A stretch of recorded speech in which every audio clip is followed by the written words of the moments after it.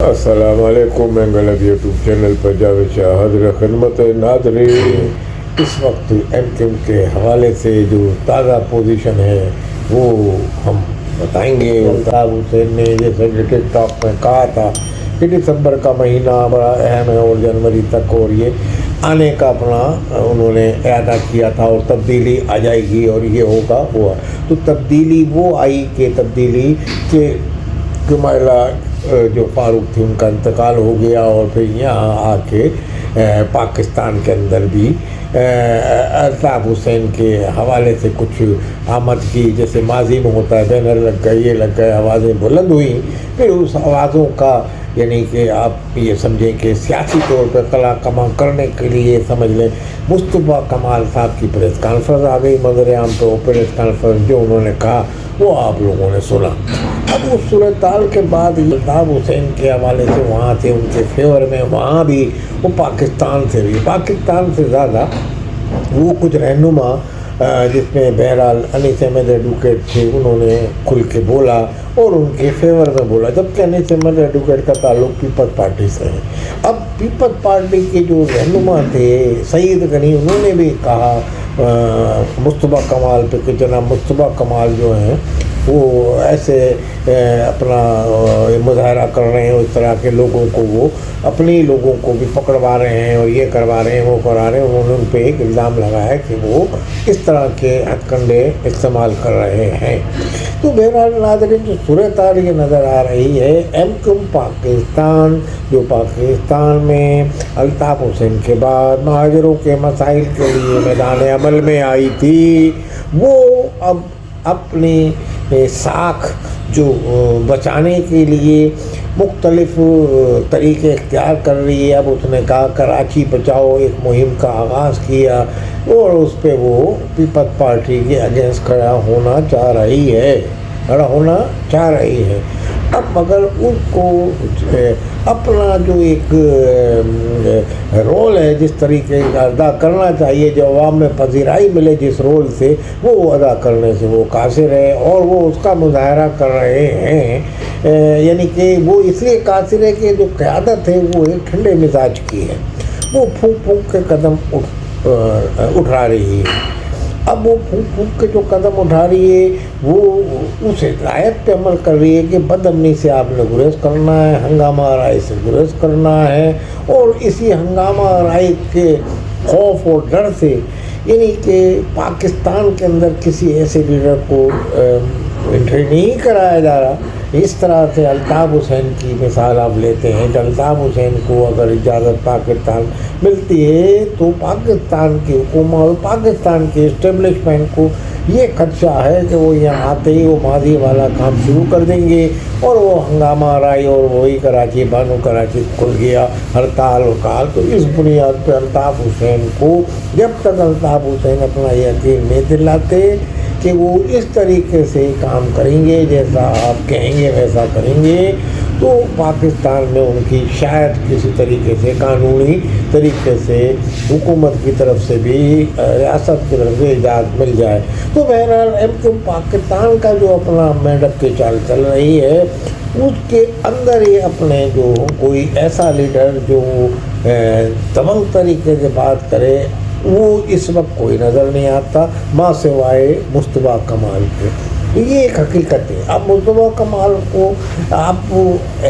الطاف حسین کی مخالفت میں آپ کتنا ہی برا بھلا کہیں مگر بہرحال مصطفیٰ کمال ایک بولنے والی شخصیت ہے ایک یعنی کہ چرب زبان اور اس طرح کے ہر سوال کا جواب دینے والے اور اگر وہ قیادت کریں گے جو آپ کو ایک خاموش طریقے سے جو متحدہ پاکستان کردار ادا کر رہی ہے اور ان کی پریس کانفرنس وہ کچھ بولی بھی نہیں. تو یہ ایک بات کی نشاندہی بھی کر رہی ہے کہ اس وقت ایم کیو پاکستان کی غیر یعنی کہ جو رسمی قیادت ہے یعنی کہ وہ اس وقت ان کے ہاتھ میں ہے مصطفیٰ کمال کے اور انیس احمد قائم خانی. بہرحال یہ وہ ہیں جو پارٹی میں وہ کارکنان کو فعال رکھ رہے ہیں اور وہ کارکنان جو جدوجہد میں ماضی میں ساتھ تھے جو جیلوں میں چلے گئے تھے ان کو جو رہا کر کے وہ باہر آئیں، وہ ان کے اشاروں پہ چلتے ہیں اور وہ کسی بھی تحریک کا ایک یعنی کہ ہراول دستہ بھی بن سکتے ہیں، اور وہ اگر ان کو یہ اشارہ دے دیا جائے گا کہ تھوڑا حکومت کو ڈراؤ دھمکاؤ یا اس طریقے سے ماضی کا ٹریلر دکھاؤ تھوڑا سا، تو وہی لوگ دکھا سکتے ہیں۔ اس میں کوئی ایسی قیادت جو دھیمے لہجے میں بات کرتی وہ نہیں، اس میں یہی